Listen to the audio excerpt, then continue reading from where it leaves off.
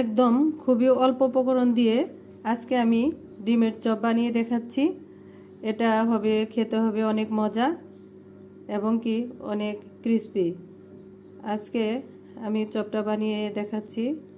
চলে যাচ্ছি আমি পরবর্তী স্টেপে। এখানে আমি একটা ডিম নিয়ে নিয়েছি।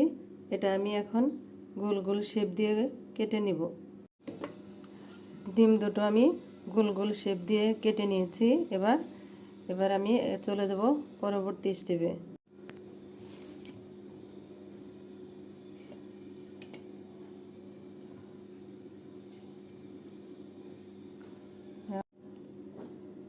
এখানে আমি একটা বল নিয়ে নিয়েছি।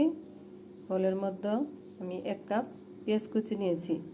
এখন পেঁয়াজ কুচিটার মধ্যে আমি দিয়ে দিচ্ছি এখানে স্বাদ মতো লবণ।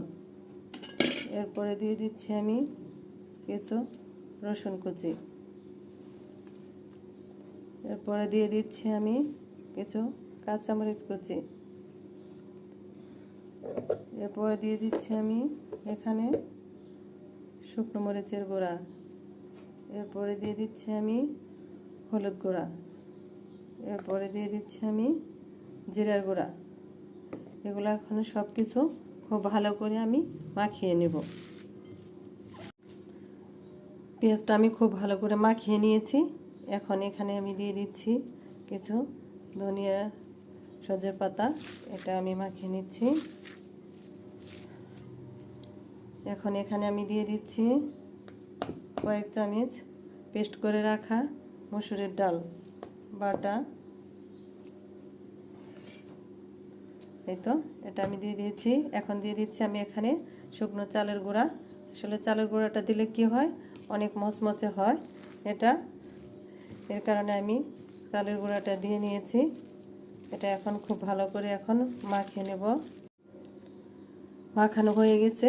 এখানে আমি যেহেতু ডালটা পেস্ট করে নিয়েছি, এর কারণে যে আমি চালের গুঁড়া নিয়েছি সেই চালের গুঁড়ার মধ্যে আমার কোনো রকম কোনো পানি মেশাতে হয়নি। একদমই আমার এটা একদমই পারফেক্ট হয়েছে। এটা এখন আমি এভাবে করে মেখে নিয়েছি। হাতে আমি তেল মাখিয়ে নিয়েছি। এখন আমি আমার চপটা সুন্দর করে বানিয়ে নিচ্ছি। এই তো এটা আসলে যতটা পাতলা করবেন ততটা এটা যখন ভেজে নেবেন তখন খুব মুচমুচে হবে এবং কি খেতে অনেক মজা লাগবে। আমি প্রত্যেকটা চপ এভাবে করে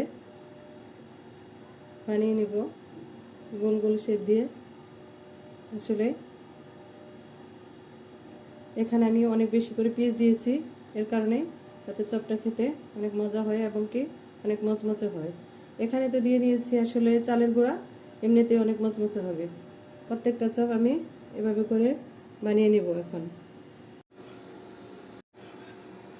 প্রত্যেকটা চপ এভাবে করে আমি বানিয়ে নিয়েছি। এই তো এখন চলে যাচ্ছি পরবর্তী স্টেপে।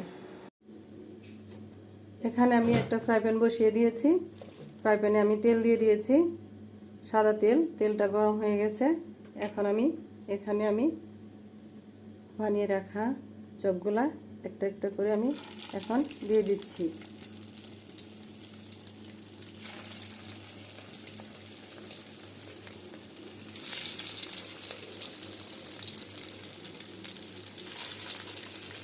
চপগুলা আসলে আমি একটু সময় নিয়ে ভাজবো।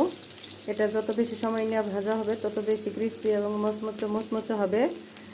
এটা আমি একটু সময় নিয়ে খুব ভালো করে এখন ভেজে নেব। এক পাশ একটু শক্ত হয়ে আসছে। এখন আমি এটা একটা একটা করে আরেকটা পাশ উল্টে দিচ্ছি। দেখেন চপটা দেখতেও কতটা সুন্দর হচ্ছে। ইনশাআল্লাহ অনেক বেশি আমি পেঁয়াজ দিয়েছি এখানে কুচি করে। পেঁয়াজটা আসলে আপনারা অনেক বেশি পাতলা করে কুচি করে দিবেন, তাহলে অনেক ভালো হয়। এটা বানাতেও অনেক সহজ হয়। এই তো প্রত্যেকটা চপ আমি এভাবে করে উল্টে দিয়েছি। চপগুলো এখন ভেজে নেওয়া হয়ে গেছে। এখন আমি প্রত্যেকটা চপ নামিয়ে নিচ্ছি। এই তো দেখেন কত সুন্দর হয়েছে চপগুলো। সবগুলো আমি ভেজে নিয়েছি। এখন আমি সবগুলো চপ এখানে নামিয়ে নিচ্ছি।